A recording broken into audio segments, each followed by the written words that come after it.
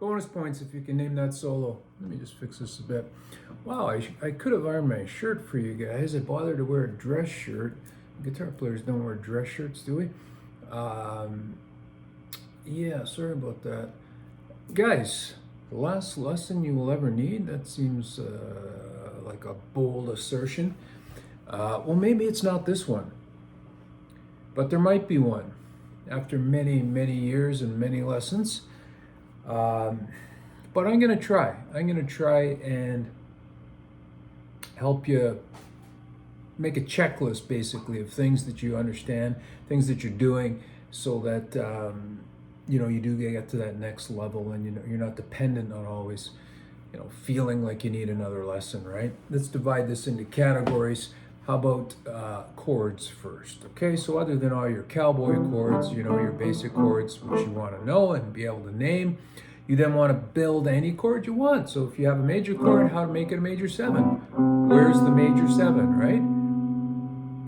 That relates right away to something called intervals, right? Because you have a scale and you have degrees, and you stop on the major 7th of the major scale, and you throw that in your chord, and you have major 7, right? Guys like Jimmy Page, man, 10 years gone, that solo, he loved major 7 chords, of course, Chili Peppers, Under the Bridge, that E major 7. So then, 7, dominant 7, flat 7. This is the major 7. You gotta know how to flat it, make a 7th, right? Build 7 chords, 9s, 13s. You wanna figure all that stuff out. You wanna see it on your fretboard. Scales, pentatonic. Well, that opening lick I did, which I'll reveal now, was from Kid Charlemagne, Larry Carlton, one of my favorite solos. Some of it's pentatonic. Much of it is not. It's chord tone soloing, and it's brilliant. But, right off the bat, with your pentatonic scale, other than, sorry, I got to keep adjusting here. I want the guitar in the camera shot. I don't know how those guys do it. Must have better cameras than their phone. But other than just running the scale, and of course all the boxes, right? And you want to be able to connect them all 5 boxes of the pentatonic. Get your bends together in the pentatonic.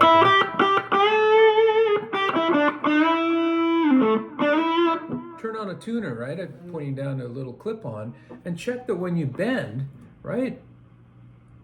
Here, quick ear test. In tune, flat or sharp, right? I hope you said flat, right? How about I'll do the opposite, right? Sharp, those are horrible. You want to bend in tune, right? Let me just check that the D's still in. Good old Gibson, right? Some notorious G string could be flat, but now I'm going to go for... There we go, right? Put a little vibrato on it that hides all sins, right? Do a unison. Hear that out of tune? And then the in tune, right? So a unison bend is great to test your ear. So you got to work that stuff. Then, back to the major scale. These notorious, horrible things called the modes. Oh man, the modes. The names for the scales that start on the different notes of the major scale. So if you start on C and you go C, D, E, you've went tone, tone. C to D, D to E, right? Well, if you start on D, you keep going up C major, it goes D to E, E to F. It's a different interval structure. Now it's a tone to a half step. That creates a minor chord, right? So the second mode, which has a name, these weird Greek names, it's called Dorian, is over a minor chord, right? For now, that's how best to think of, and you have this sequence, right? Harkening back to the chords, you want to know your diatonic sequence, right? C major, D minor, E minor, F major, G major, going to come down here, A minor, B diminished, C. Okay, and then just the order of the modes and how to use them, right? Someone said, there was a post, there's a Facebook group, and they said, hey, if I'm playing E, F, G, and I'm thinking of it as Phrygian, but isn't it going to just sound like C major, right? Well, the only way it's going to sound like C major is if your bass player is playing C, and you go, that's scale degree 3, 4, 5. Of course it's going to sound major, but that's not a Phrygian progression. A Phrygian progression might be, and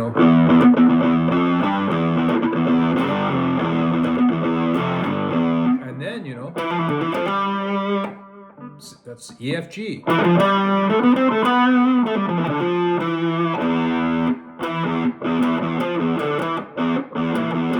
So we changed the tonal center. We made it E, which is the third mode of C, which is Phrygian. Now it sounds Phrygian.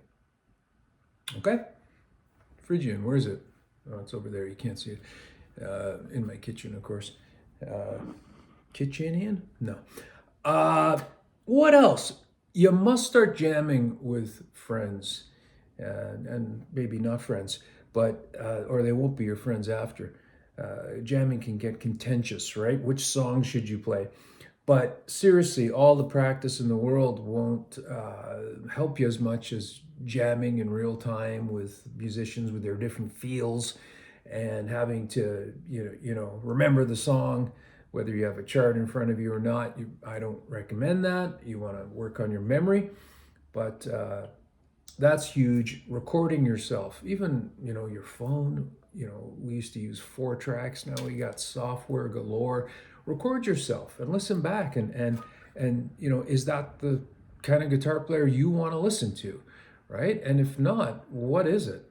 Is it hacky? Is your timing a little weird, right? Metronome works for that, but being loose and relaxed is part of a good rhythm too. Right, and you can't be distracted. There's concentration exercises, right? What we call, a rhythm's got to sit in the pocket. It's got to have a groove. Every rock band tends to speed up or slow down in parts of songs. It's got to be natural. It can't be what we call dragging or rushing. You're just doing eighth notes and then you sort of subtly start speeding them up. That's not great. They've got to sit in the same place. Likewise for dragging, right? And certain styles lend themselves to either pushing or holding back more. The Texas Shuffle is a hold back feel, whereas bands like the Police, they're sort of dead on or slightly always pushing, right? What else? I don't know if that's sort of summed up, sort of synopsis of big picture items you could be working on.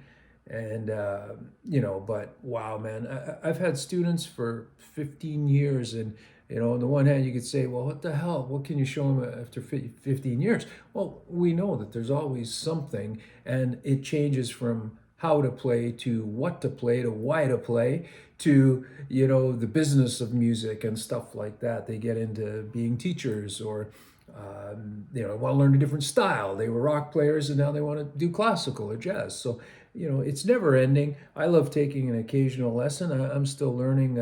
I'll watch Rick, like all of us, and he'll start with something. I'm like, yeah, man, this is nothing. And then he's off in the stratosphere and I'm, don't know what the hell he's doing.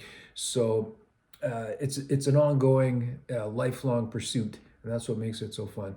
I'm going to check out here, guys. If you like the video, I can do more spontaneous like this. Please like and subscribe. I'd love to build the channel a little bit. And I welcome comments, questions, queries, where I got the shirt, anything, guys. Cheers. Thank you. See you on the next one.